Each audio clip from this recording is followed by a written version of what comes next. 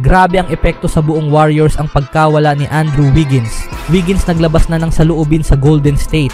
At matindi to, Klay Thompson gustong unahan si Curry sa pang-5 ring? Kaya pala umalis sa Warriors dahil wala ng tiwala sa kakayahan ng Golden State? Ngunit bago ang lahat, kung gusto nyo ng matibay na running shoes, mabibili na sa Shopee para may COD. I-click lang ang link sa comment section.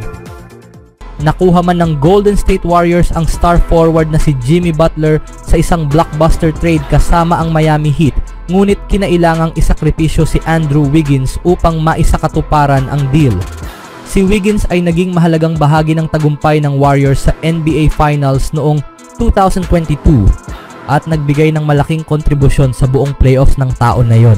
Mula sa agresibong pag-rebound hanggang sa pagpasok ng crucial na mga shots upang bigyan ng kalamangan ang Golden State laban sa Boston Celtics, ang former number 1st overall pick ay isang mahalagang piraso ng Warriors machine. Gayunpaman, upang makuha si Butler, kinailangang ipagpalit si Wiggins at bagamat naiintindihan ng mga manlalaro na negosyo ang NBA, mahirap pa ring tanggapin ang trade. Sa isang eksklusibong panayam ng Mirror US Sports sa ilang manlalaro ng Warriors bago ang kanilang laban kontra Los Angeles Lakers, naging malinaw na malaki ang naging epekto ng pag-alis ni Wiggins sa koponan. Para kay Gary Payton, hindi niya masyadong dinamdam ang balita tungkol sa trade, ngunit inamin niyang mamimiss niya ang former Warriors forward. Yeah, we just got Jimmy and we lost a F great, a F human in Wiggs, ani ni Payton. Lagi ko pa rin siyang ituturing na kapatid pero alam mo naman, negosyo ito. Parehong naging mahalaga sina Payton at Wiggins sa championship run ng Warriors. Kaya naman nagkaroon sila ng malalim na ugnayan sa loob at labas ng court. Dahil dito, ibinahagi ni Payton ang mga bagay na mamimiss niya ngayong suot na ni Wiggins ang jersey ng Heat. Masaya lang makipagkwentuhan kay Wiggs, dagdag niya. Kasama ang aso ko, pumupunta sa practice, nakikita ang mukha niya. Mamimiss ko lang siya bilang tao. Si Wiggs ay isang napakabuting tao at mamimiss siya ng husto. Si Draymond Green, na nakasama si Wiggins sa pagkapanalo ng kampyonato, ay tinawag siyang kapatid at inalala ang matibay nilang samahan. Ipinaalala niya rin kung paano nagiging parang pamilya ang mga teammates dahil sa dami ng oras na ginugugol nila nang magkasama kumpara sa kanilang tunay na pamilya. Nanalo kami ng championship ng magkasama, paliwanag ni Green. 5 taon at kalahati na si Wiggs dito. Mas marami kang oras na kasama ang mga ito kaysa sa sarili mong pamilya. Kaya sa dami ng oras na ginugol namin, sa relasyon na nabuo namin, masakit makita siyang umalis. Pero hindi naman natatapos ang relasyon dahil lang lumipat siya sa ibang team. Araw-araw mo siyang nakikita noon tapos biglang hindi na, kaya medyo mahirap. Ganito rin ang damdamin ni Warriors head coach Steve Kerr na nagbigay ng papuri kay Wiggins sa isang panayam matapos ma-finalize ang trade. Nagkakaroon ka ng matibay na relasyon sa mga manlalaro, ani Kerr sa The Athletic. Ibinibigay nila ang lahat para sa team. Mayroon silang mga pamilya. Si Wiggs nga, kakapanganak lang ng anak na lalaki noong 1 linggo. Isa siya sa mga paborito kong players na na-coach ko. Napakabuting tao, isang kahangahangang nilalang. Kung wala siya, hindi natin maiwawagayway ang banner noong 2022. Lahat ng naibigay niya bawat araw, ang halakhak, ang ngiti, ang saya. Isa siyang kahangahangang tao kaya mamimiss ko siya. Para sa second year guard na si Brandon Podziemski, ang halos 2 taong pagsasama nila ni Wiggins ay nagbigay sa kanya ng matibay na impresyon kung paano ito magpakita bilang manlalaro at bilang tao. Mahirap mawalan ng isang tulad ni Wiggs, sabi ni Podziemski. Hindi ako nandito noong 2022 championship, kaya hindi ko nakita ng personal kung paano siya naglaro noon. Pero nakita ko ito sa TV at ang ipinakita niyang dominance at kung paano siya naging mahalaga sa grupong iyon ay nagsasalita ng marami tungkol sa 5 taon niya rito. Siya ang naging kapatid namin at sa huling 2 taon, isa siya sa mga palagi kong kasama. Kaya mahirap makita siyang umalis. Habang tapos na ang panahon ni Andrew Wiggins sa Golden State Warriors, ngunit bago siya magsimula ng bagong kabanata kasama ang Miami Heat, tiniyak rin ng NBA All-Star Wing na magpaalam ng taus-puso sa kanyang former team. Salamat sa hindi malilimutang mga season.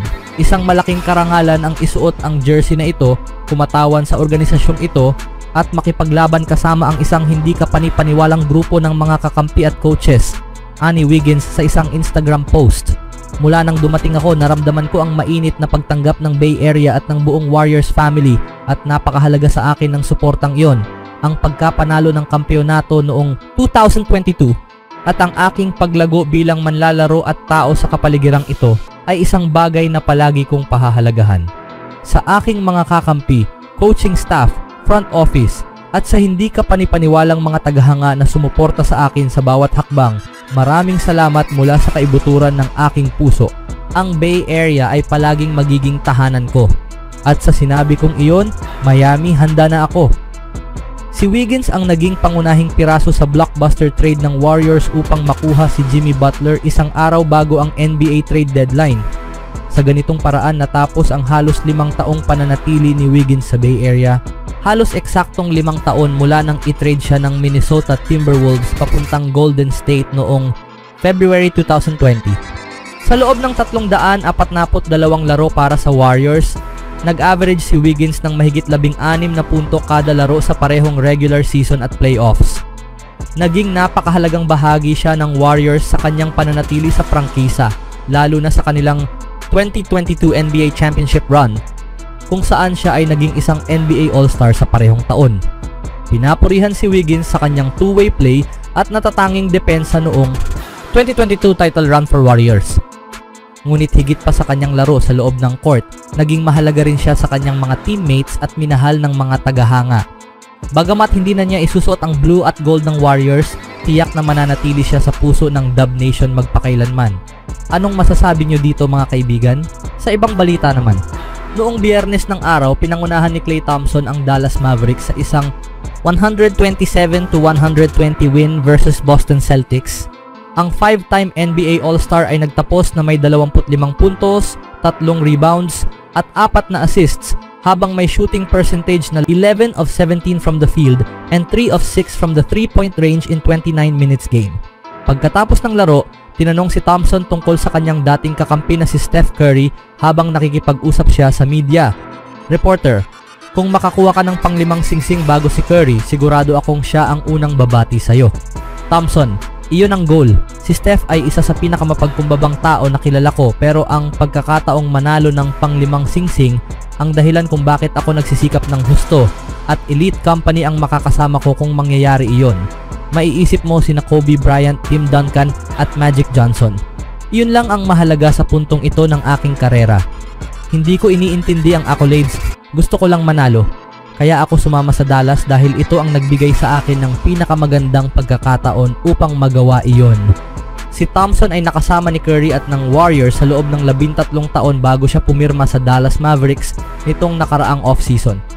Sa kasalukuyan, nag-a-average si Thompson ng 13.7 points, 3.4 rebounds, and 2 assists per game, while shooting percentage of 41.9% from the field and 39.1% from the 3-point range in all 45 games this season.